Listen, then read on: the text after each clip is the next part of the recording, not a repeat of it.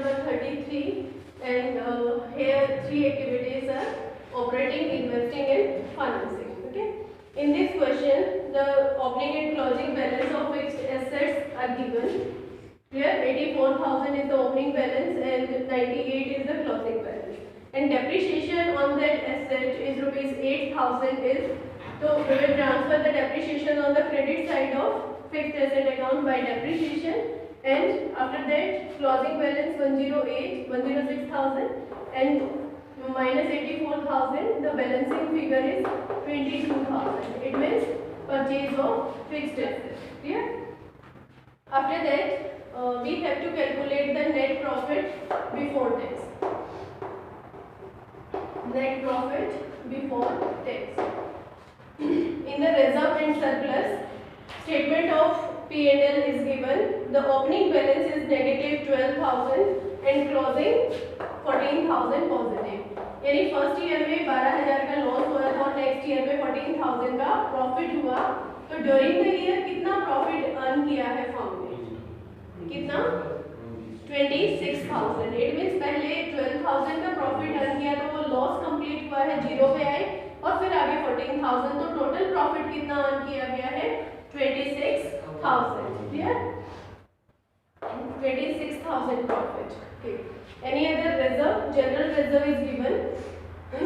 General reserve 20,000 is the opening balance and 30,000 is the closing balance. So during the year, how much transfer to general reserve? Rupees 10,000. ठीक है. और कोई item हमारे पास नहीं है, taxation नहीं है, किसी भी तरह का डिविडेंड गिवन नहीं है, तो net profit before tax 36,000. Clear? After that, the adjustment of add करेंगे non-cash expenses and non-operating expenses. Clear? First term बेटा given है हमें शेयर कैपिटल.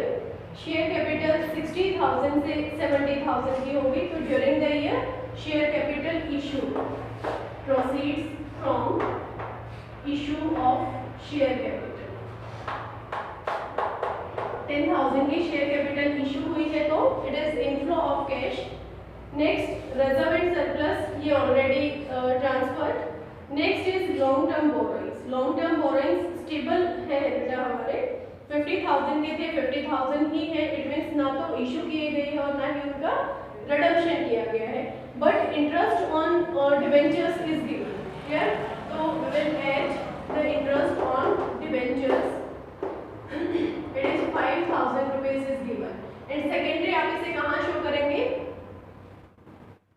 फाइनेंसिंग एक्टिविटी में.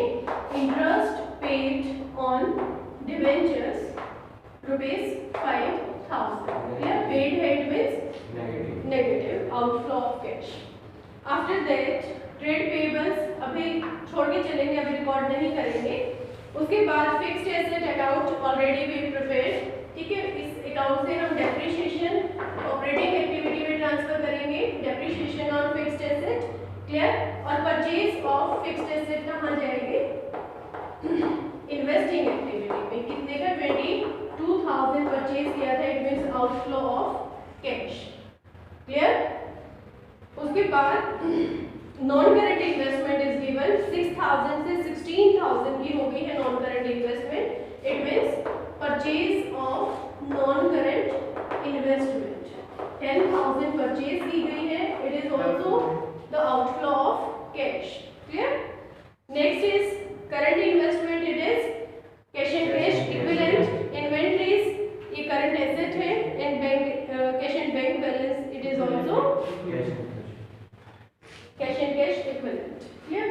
तो देखिए 13,000 हमने इसमें ऐड किया. टोटल 49,000 क्या आए? Operating profit before working capital changes. Add करेंगे decrease in current asset, increase in current liabilities, minus increase in current asset and decrease in current liabilities. Okay. Current liability is given trade payables 9,000 से 25,000 की हो गई. Increase in current liability कितना? 16 नहीं 16,000 9,000 से 25,000 की हो गई है, तो 16,000 से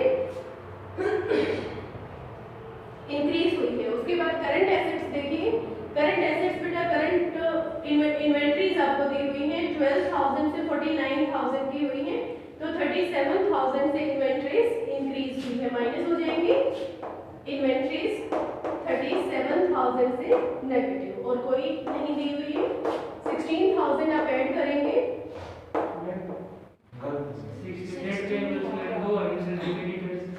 अच्छा दो चीजें इंक्लूड है, क्रेडिटर्स इंक्रीज हुए हैं। ओवरऑल तो बेटा यही रहेगा, क्योंकि टोटल से मैंने निकाला है, ओवरऑल तो यही रहेगा impact, but note number given है तो उसे भी हम डिनाई नहीं कर सकते। क्रेडिटर्स देखिए 6,500 से 23,500 हो गया, तो कितने से इंक्रीज हुआ है? 17,000 से इंक्रीज हुआ है। ट्रेड क्या था? क्रेडिटर्स 17,000 क्लियर इंक्रीज हुआ है। और बिल्स पेबल आपके 2,500 से 1,500 हो गया, इट मींस बिल्स पेबल आपका डिक्रीज हुआ है 1,000 से। इफेक्ट वही रहेगा, हमने 16 ऐड किया था, यहाँ पे 17 ऐड और 1 नेगेटिव, ठीक है, लेकिन अलग अलग करके चलेंगे क्योंकि उसके लिए नॉट गिवन है। 6,000 उसमें से माइनस करेंगे 38,000 negative 28,000, it is the cash generated from operating activity, net cash generated from operating activity, clear. यहाँ से 10,000 और 22,000 32,000 negative, net cash used from investing activity and from financing activity 5,000 positive, clear. Net cash floss from financing activity, clear. उसके बाद हम total करेंगे बेटा 28 positive 5 positive 33 और 32 negative, it means 1,000 cash generated from A plus B plus C activities. अब इसमें add करेंगे cash and cash equivalent at the beginning of the year. अब बिगिनिंग में कैश एंड कैश इक्विवेलेंट देख लीजिए, current investment 20,000 and cash and bank balance 5,000, यानी 20 plus 5 25,000, so total 26,000, it should be the cash and cash equivalent at the end of the year. अब देखो at the end का कितना कितना बनता है? 18 plus 8, ठीक है, तो 18 plus 8 26 ही होता है, it means our question is almost right, clear?